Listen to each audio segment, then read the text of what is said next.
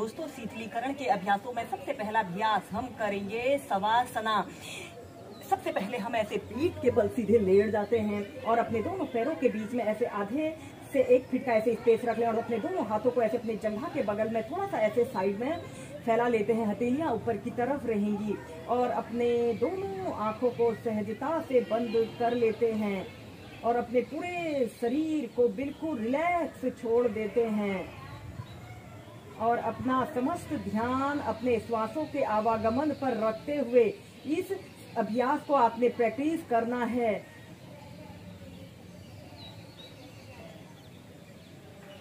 श्वास लेते रहें और श्वास छोड़ते रहें। जब भी आपका मन भटक रहा हो, आप अपनी हर आती जाती श्वास पर अपने ध्यान को केंद्रित करते हुए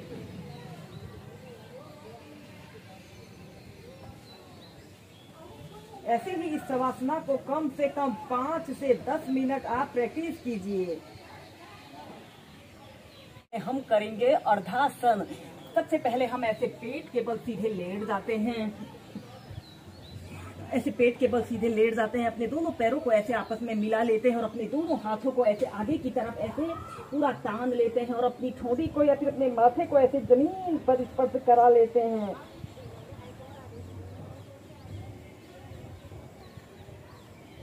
और अपना समस्त ध्यान अपने श्वासों के आवागमन पर रखते हुए इस अभ्यास को प्रैक्टिस कीजिए। आपकी श्वास सहज, स्वाभाविक और लयपूर्ण हो।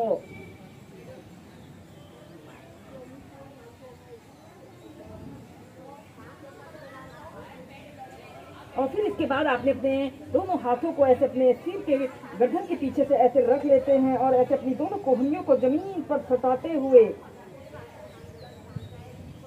कम से कम 2 से 5 मिनट इस ज्येष्ठिकासना की पोजीशन पर रहते हैं। यह अभ्यास हमारे संपूर्ण शरीर को शांत करने वाला एक बहुत अच्छा अभ्यास है। और फिर इसके बाद आपने ऐसे सेंटर में आ जाते हैं। इसके बाद हम नेक्स्ट अभ्यास करेंगे मकरासना। मकरासना रिलैक्सेशन का एक बहुत अच्छा अभ्यास है। जिन लोगों को कितनी भी पुरानी कमर दर्द, पीठ दर्द जैसी शिकायत हो, वह लोग इस मकरासना योग को कम से कम 5 से 10 मिनट जरूर प्रैक्टिस करें। आप ऐसे ही पेट के बल सीधे लेट जाते हैं और अपने दोनों हाथों का ऐसे स्टैंड जैसा बना लेते हैं और अपनी ठोड़ी को ऐसे अपनी हथेलियों के बीच में ऐसे रख लेते हैं और कुछ देर ऐसे ही रुकते हैं। इसके बाद अपने राइट पैर को ऐसे ऊपर को उठाते हैं और अपने हील को ऐसे अपने हिप्स पर लगाने की कोशिश करें और फिर नीचे श्वास अंदर भरते हुए ऐसे अपने हील को ऐसे ऊपर को लाते हैं, फिर नीचे। ऐसे ही दोनों पैरों से इसे आप कम से कम 10 से 15 बार श्वास प्रश्वास के साथ कीजिए।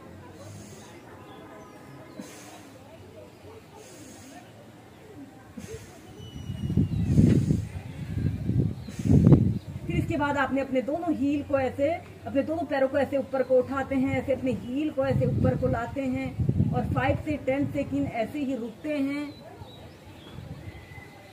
और फिर नीचे श्वास अंदर भरते हुए ऊपर, श्वास छोड़ते हुए नीचे।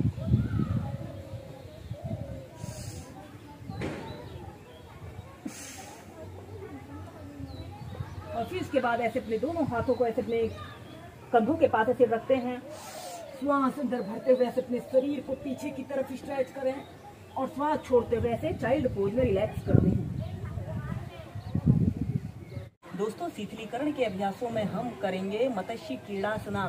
मत्स्य क्रीड़ासना को करने से हमारे कमर के आसपास जमा फैट दूर होता है और जिन लोगों को साइटिका स्लिप डिस्क जैसी शिकायत होती है, उन लोगों के लिए यह एक बहुत अच्छा अभ्यास है। इस आसन में सोया भी जा सकता है। इस अभ्यास को करने के लिए आपने सबसे पहले ऐसे पेट के बल सीधे लेट जाते हैं। ऐसे पेट के बल सीधे लेट जाते हैं और अपने दोनों हाथों को ऐसे इंटरलॉक करके ऐसे अपने सिर के नीचे से ऐसे रख लेते हैं और इसके बाद अपने लेफ्ट पैर को ऐसे घुटने से मोड़ लेते हैं और ऐसे अपने घुटने को ऐसे अपनी कोहनी पर ऐसे मिला लेते हैं। अपना समस्त ध्यान अपने श्वासों के आवागमन पर रखते हुए इस अभ्यास को प्रैक्टिस कीजिए। इस अभ्यास को करने से हमारा संपूर्ण शरीर रिलैक्स होता है। कम से कम 2 से 5 मिनट ऐसे ही लेफ्ट साइड से करने के बाद फिर हम राइट साइड से करेंगे। ऐसे अपने पैरों को सीधा कर लेते हैं, फिर इसके बाद दूसरे पैर से ऐसे अपने घुटने को ऐसे मोड़ लेते हैं और ऐसे अपने घुटने को ऐसे अपनी कोहनी के समीप ऐसे लाते हैं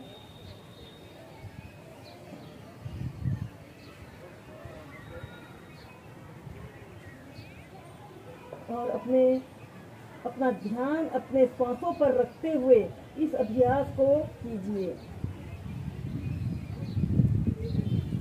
ऐसे ही दोनों साइड से इसे आप कम से कम 2 से 3 बार कीजिए। ऐसे अपने घुटने को ऐसे अपनी छाती के जितने समीप ला सकते हैं और ऐसे अपनी आंखों को बंद करते हुए।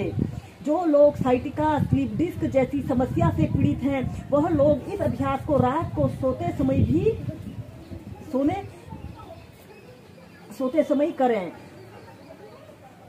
दोस्तों, जो लोग स्लीप डिस्क, साइटिका जैसी समस्या से पीड़ित हैं, वह लोग इस अभ्यास में ऐसे सो भी सकते हैं।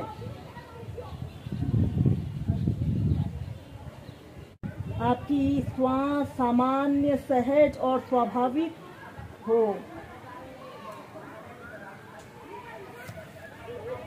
दोस्तों, जिन लोगों को पुरानी से पुरानी कमर दर्द, पीठ दर्द जैसी शिकायत हो, वो लोग इस अभ्यास में सो भी सकते हैं और फिर सीधे।